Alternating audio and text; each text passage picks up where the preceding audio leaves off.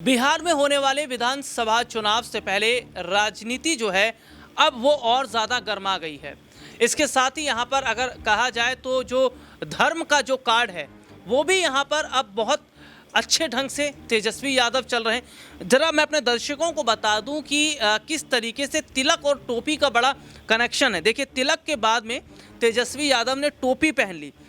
अब नीतीश और लालू देंगे इफ्तार पार्टी, जिस पर सियासत देखिए कितनी गर्माती नजर आ रही है। यानी कि पहले तिलक लगाए, फिर टोपी भी पहनी। बिहार में इफ्तार पार्टी पर सियासत गर्मा गई है। बीजेपी ने आरजेडी पर निशाना साधा है और बीजेपी प्रवक्ता नीरज कुमार ने ये कहा है कि जो तेजस्वी यादव हैं वे जनता को गुमराह करने की कोशिश कर रहे हैं। इसके साथ ही साथ अपने दर्शकों को हम यहाँ पर ये भी बता दें कि हाल ही में देखा गया था कि किस तरीके से, जी हाँ, देखिए किस तरीके से बिहार के पूर्व जो डिप्टी सीएम हैं और आरजेडी नेता तेजस्वी यादव शुक्रवार को दरभंगा पहुंचे। तेजस्वी पहले मंदिर गए और फिर इफ्तार पार्टी में शामिल हुए, पूजा में शामिल हुए। तेजस्वी यादव ने पहले तिलक लगाया, फिर इफ्तार पार्टी में जालीदार टोपी पहनी। बीजेपी ने इस पर आपत्ति जताते हुए कहा तेजस्वी टीका भूल गए और टोपी पहन ली।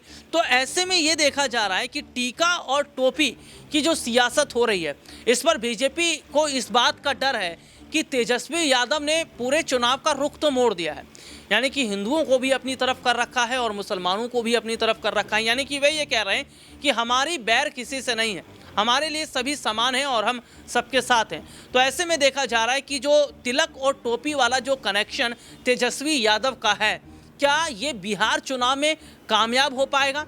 लेकिन एक बात तो है कि भारतीय जनता पार्टी के चेहरे पर टेंशन तो है, क्योंकि अकेले तेजस्वी यादव ने पूरे एनडीए कुनबे को हिलाकर रख दिया है। और सबसे बड़ी बात है कि जो एनडीए के सहयोगी दल हैं वे भी चिराग पासवान की तारीफ कर रहे हैं। तो माफ़ कीजिएगा, वे भी तेजस्वी यादव की तारीफ कर रहे हैं। देखिए, चिराग पासवान, जीतन राम मांझी जो है वे तेजस्वी की तारीफ कर रहे हैं। उज्जवल भविष्य ने बताया जा रहा है। तो ऐसे में ये देखा जा रहा है कि जो स्थिति इस वक्त बनी है वो ये साफ तौर पर बता रही है कि क्या तेजस्वी यादव का तिलक और टोपी वाला जो पूरा अगर मैं कहूँ कार्ड है वो क्या कामयाब बिहार के अंदर हो पाएगा? और क्या वाकई बीजेपी इसलिए छटपटा रही है क्योंकि वो ये बात देख रही है कि उनके हाथ से हिंदू भी वोट बैंक जा रहा है, उनके हाथ से मुस्लिम भी जा रहा है, दलित वोट बैंक भी जा रहा है, युवा भी जा रहा है। क्योंकि नीतीश कुमार के रहते ही ना बीपीएससी का मुद्दा हुआ, पेपर लीक का मामला हुआ। बीपीएससी मामले में किस तरीके से नीतीश कुमार गिरते नजर आए।